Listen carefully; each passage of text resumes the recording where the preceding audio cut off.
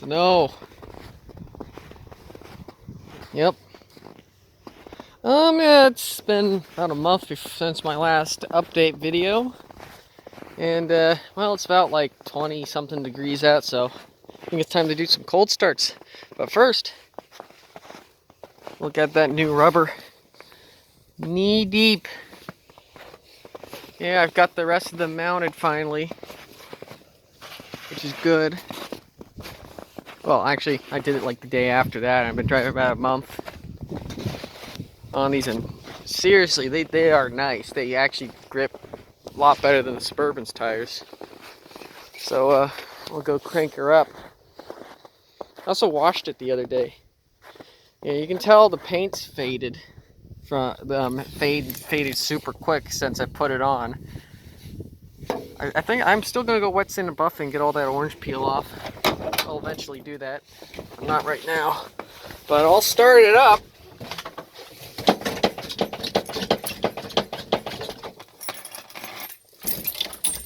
Couple pumps.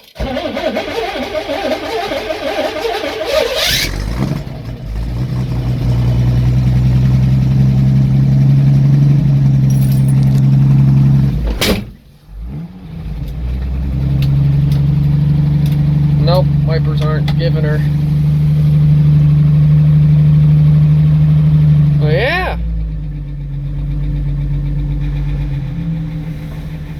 One second. Yeah, I'm gonna start some other cars, so I unhook the thing from the keychain.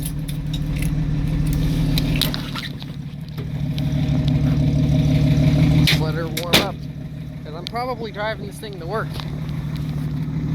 Suburban next. And there's a little bit something I changed about it. Well, I don't know if this was in the last video, probably not. Got a bug guard, and also whole new front end, new grille, sealed beam headlights. Now I might put the other one back on, but I want to find those quad sealed beams. It's just, there was a deal at Neil's, truck had the grill and everything, so I just picked it all up, put it on, wired it all up, works perfect. I'll start this thing up.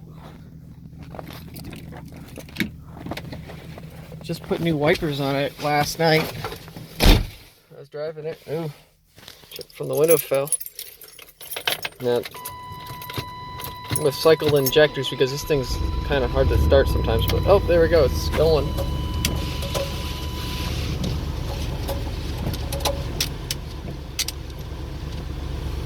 Yeah. Now there's one problem.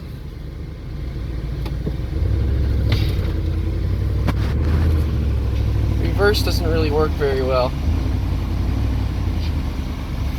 So that's gonna be a transmission rebuild right there. And because you know it's got shift flare and third and stuff, but well, I found a guy who's gonna do it. I'm just saving the money right now to have it done. I could get another one, used one, but I just don't want to have to deal with it again. So yeah, I'm gonna have the tranny rebuild on this, and it should be good. Let her run. Here's the thing about those: you don't want like really like aggressive tread patterns when you're talking about snow, because look at that. It gets stuck. When you have like something like on the yellow truck where it's really straight, it just kind of cuts through the snow, and it's kind of wants to clean out. So these tires aren't very good snow tires. Well, if you know, I'll say they would probably be fine if they actually had more tread on them. I'll say that. That's why I'm actually thinking. Got this boat, Cooper Discover HTs, with them, which they're not actually like they're not like proper trailer tires, and they're not really load rated for this application. I don't know why someone put these on it, but these would be perfect on the Suburban. And the wheel bolt pattern is the same, so I almost want to just kind of take them and put them on the Suburban, but well, my dad won't let that. Yeah, well, maybe if he ends up buying new tires, he will, which I think I actually might be able to convince him to do so. And because yeah, it does need them, and they're the right size too. So yeah, Pontiac. Still on the road, but I've cleaned it up and stuff. We've not put it back up. We've not got it registered yet, but it runs. But I found a couple kind of troubling things that I don't know what I'm gonna do about it. But I'm gonna go start her up. Got keys in the ignition.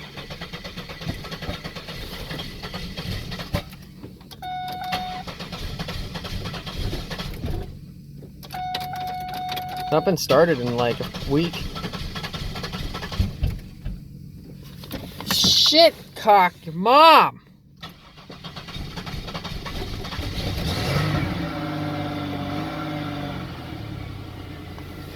Man, that's had some trouble starting. You open the trunk and I'm going to show you something kind of shitty. Now this car otherwise looks rust free, but fortunately, one second.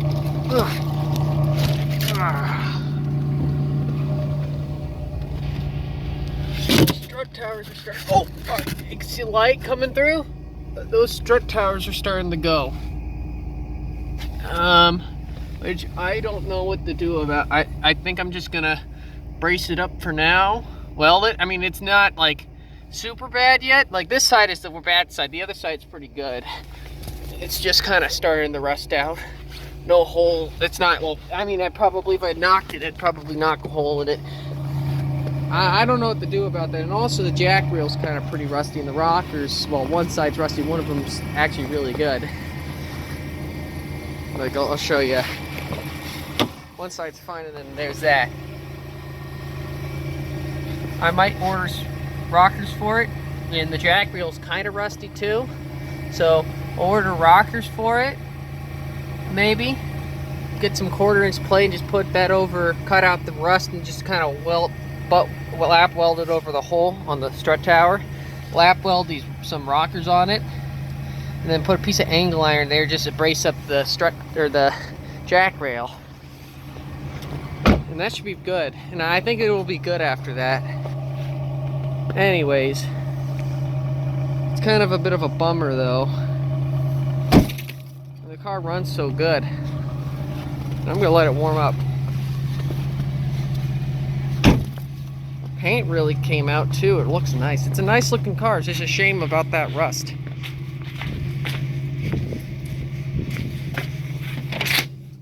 Studebaker. Next, I've been doing a lot of work on the Studebaker too.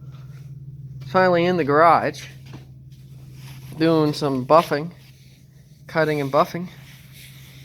And honestly, I mean, this paint was put on 50 years ago with a roller, but, well, like 30, actually, yeah, about 40 years ago, sometime in the 70s, I found out, because I actually got in contact with the original, or the owner's, his previous owner's daughter, Harry Wood, or his daughter, and, well, actually, I'm sending him some stuff that I found in the car. Anyways, I'm just kind of been cleaning up, cutting and buffing it, but also I did some body work to it. You know, I filled areas like the corners, I fixed that, and then the bottom of that. Door I'm not worrying about. I patched this, patched where it was rusted out there. There's a hole. And then, you know, I've went over it with some paint, and I did in the same way with a brush that he did before, and it's about a mile thick, and you can see like where it's rough, and then I'm wet sanding it with 400, getting it smooth, and then buff that out. It's kind of, I'm going for the look, and also like things like where it's the primer showing, I'm exaggerating that with some 400 as well. And you know, I ran a little buffer over that real quick. It's looking really nice. Like this is going to look, it's gonna have the look I want. I love a patina look on a car. Yeah, that's all nice. Just love that. Same thing on this side where I patched it, and then here I patched it where it was rusted. So yeah, I mean that's gonna end up looking real sharp. It's gonna be going to the town unit. Yeah, next things, like, oh my, just look at that. That is horrible, horrifying. So many dead mice in this car. And it smells terrible, so I gotta get this shit cleaned up. Ow, fuck. I hit the corner of the door, just like hit my leg really hard. But I'll get this puppy looking real snazzy. I mean, the car is like now like rust free. There's no rust holes in the car at all in the body, which is really nice. It's nice. The only hole in the body is which is not a rust hole, is the bullet hole. And I'm thinking of trying to exaggerate that somehow. Maybe put like some like make it look fresh by putting a bit of silver paint around there with a little paint pen or some shit like that. That would kind of make it look cool. But yeah, I think the other side patch came out a bit better because you can see it kind of swoops up a little bit. The line's not as good because I did not get the patch. I did not get into the seam, the edge, the folded edge. I did not get into that in that patch. This one I did, and I don't have like a metal brake, so it's a little wobbly. That one I literally just cut to here to welded her in, and it looked pretty good, and I blocked it down and everything. And you can see those brush strokes, and that's like paint porn right there. Those brush strokes are really consistent. But once I sand all that, get it smooth, I'm using a block and 400 grit. It's gonna look real snazzy. And I'm gonna do the rest of the car too to get rid of some of the original brush strokes and like scratch marks from when he probably took it down with friggin' just 80 grit. Anyways, next thing, I got the seat out right here. And yeah, I'm gonna have the bottom reupholstered to match that. Cause that's in good shape. Yeah.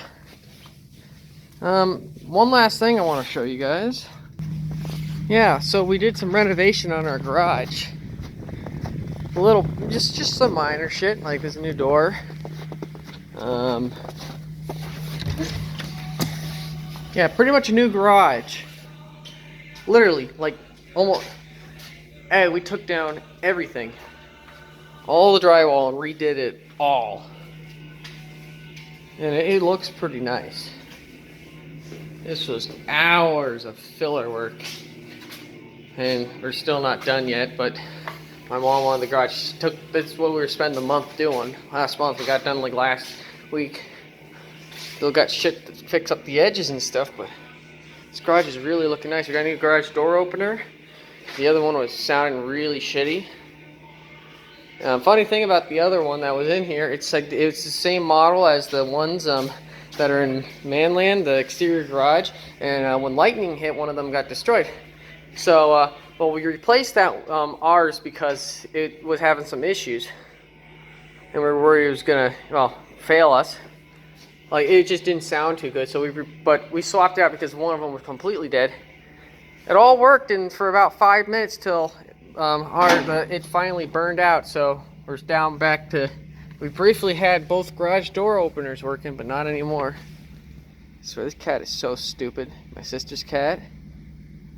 Something wrong with it. Because the thing is, it's been trapped in this garage all night. Because it can't figure out how to go through these cat doors. The other cats can. That cat can't. We've been just locking it in the garage till it figures out how to go through the door. It can go outside if it wants. Jesus. That cat is dumb. Anyways, that's it for now. Thanks for watching.